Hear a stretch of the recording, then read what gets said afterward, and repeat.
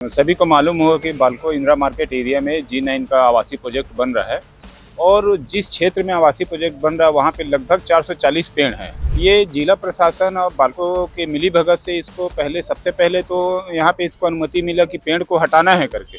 फिर बाद में अपन जिला प्रशासन से शिकायत किए तो उस पर उस जो स्थानांतरित करने का जो आदेश था उसको निरस्त कर दिया गया। उसको हटा के एक फिर नया आवेदन दिया और फिर से एक ऐसा आदेश जारी किया गया जो हटाना है और काटना है, ऐसा जो स्पष्ट क्लियर नहीं था। मेरे द्वारा इस मामले में यहाँ पर कोई संज्ञान नहीं लिया गया तो मैं माननीय हाई कोर्ट के समक्ष याचिका प्रस्तुत किया था। मैंने आज माननीय जिलाधीश महोदय के समक्ष जन दर्शन में उपस्थित होकर वस्तुस्थिति से स्पष्ट कराया है और स्टे ऑर्डर जो माननीय सुप्रीम कोर्ट था उसको भी दिया है, उनके द्वारा संज्ञान लिया गया है। देखें आगे क्या है। बाल्को G9 प्रोजेक्ट को सुप्रीम कोर्ट से बड़ा झटका मिला है।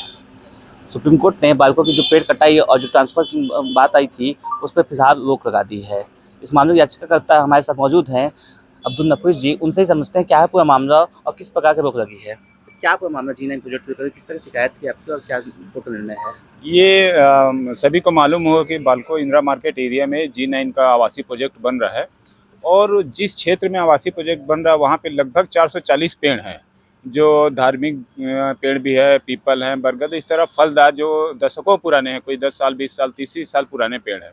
ये जिला प्रशासन और बाल्को के मिलीभगत से इसको सबसे पहले तो यहाँ पे इसको अनुमति मिला कि पेड़ को हटाना है करके।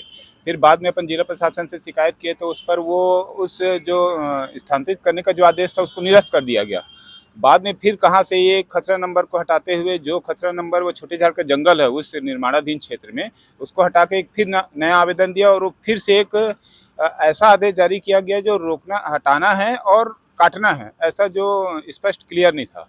मेरे द्वारा इस मामले में यहाँ पर कोई संज्ञान नहीं लिया गया तो मैं माननीय हाई कोर्ट के समक्ष याचिका प्रस्तुत किया था, जो किसी कारणवश खारिज हुआ, जिसका अपील मेरे द्वारा माननीय सुप्रीम कोर्ट ऑफ इंडिया के समक्ष प्रस्तुत किया गया था, जिसमें अभी 16 जनवरी 2026 को सुनवाई हुआ और सुनवाई में ही उसको स्टे दिया गया है कि किसी प्रकार का कोई पेड़ वहाँ से नहीं काटा जाएगा। ये स्टे मिला है और जितने प्रतिवादी हैं जिला प्रशासन को और छत्तीसगढ़ शासन को और बाल्को को भी नोटिस जारी किया गया है, जिसमें 16 फरवरी 2026 तक उनको जवाब देना है। बाल्को 172 पेड़ों के स्थानांतरण की बात कर रहा है। पेड़ काटे जाने कहीं आवेदन में उल्लेख नहीं है। आप 440 पेड़ों की बात करते हैं और वहाँ पे जो परियोजना हमारे 172 पेड़ उनकी जगह पे और जो पेड़ हैं वहाँ लगाने की बात कही जा रही है, तो फिर आप लोग का विरोध किस बात को लेकर के है? देखिए, विरोध क्या है कि कोई भी आप प्रोजेक्ट का विरोध कोई नहीं कर रहा है, कि कोई भी विकास का विरोधी नहीं होता है, लेकिन एक सिस्टम होता है, एक कानून होता है जिसके तहत लोगों को काम करना होता है। 172 पेड़ वो अपने तरफ से बताते हैं, क्योंकि जहाँ पेड़ों की संख्या ज़्यादा होगा तो फिर उस पेड़ को वहाँ पे स्थानांतरित करने का भी परमिशन नहीं मिलता है।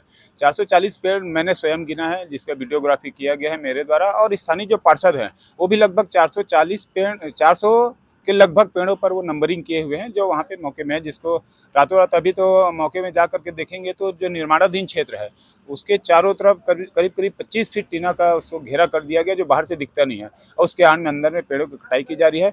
मैंने आज माननीय जिलाधीश महोदय के समक्ष जन दर्शन में उपस्थित होकर वस्तुस्थिति से स्पष्ट कराया है और स्टे ऑर्डर जो माननीय सुप्रीम कोर्ट था उसको भी दिया है, उनके द्वारा संज्ञान लिया गया है। देखें आगे क्या है।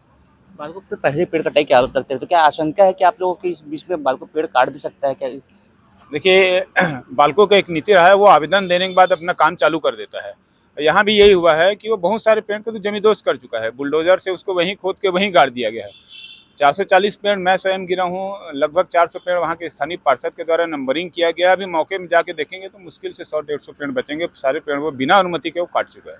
ये बड़ा आरोप है कि वहाँ पेड़ कटाई कर चुका है करके, लेकिन अब रोक लगी है, तो अब आगे उसमें क्या करना होना है? अभी 16 फरवरी को सुप्रीम कोर्ट में सभी आवेदकों को जवाब देना है, जवाब शपथ पत्र के साथ जवाब होता है, वहाँ स्थिति होगी। अभी मामला भी और चलेगा। अभी तो तत्कालिक यह है कि किसी भी प्रकार के पेड़ को वहाँ पे नहीं काटा जाएगा, क्योंकि स्थानीय प्रशासन भी इसमें बाल्को का सहयोग करते नजर आया, क्योंकि आपको मालूम होगा डीएफओ के द्वारा भी इसमें पेड़ को काटने से और हटाने से किसी प्रकार से रोक लगाया था, और निर्माण पे भी, काम पर भी पूरा रोक लगाया था, लेकिन रोक एक दिन भी नहीं लगा, वो लगातार वहाँ पे काम चल रहा था, जिससे अपन सुप्रीम कोर्ट गए। तो ये थे अब्दुल नफीस, जो है कि सामाजिक कार्यकर्ता भी है, साथ में पेशे से वकील है। इनकी अभी इन पर याचिका लगाई, इसमें स्टे लगा हुआ है कि पेड़ों कटाई पे, लेकिन इनका एक तरह आरोप है कि बाल्को ने पहले से ही पेड़ों को जमींदोज कर दिया है। फिलहाल देखना है, सबकी निगाहें सुप्रीम कोर्ट के अगले निर्णय पर है कि किस तरह से जो प्रतिवादी हैं वो किस तरह वहाँ पर जवाब प्रस्तुत करते हैं और उसमें पूरा मामले में आगे क्या निर्णय आता है। फिलहाल जो बाल्को G9 प्रोजेक्ट है पूरी तरह से विवादों के घेरे में आ चुका है और जिसके बाद में अब देखना होगा कि इसमें आगे क्या रणनीति तय की जाती है। कैमरा सहयोगी पवन तिवारी के साथ दिव्या दुबे, एबीसी 24 कोलकाता।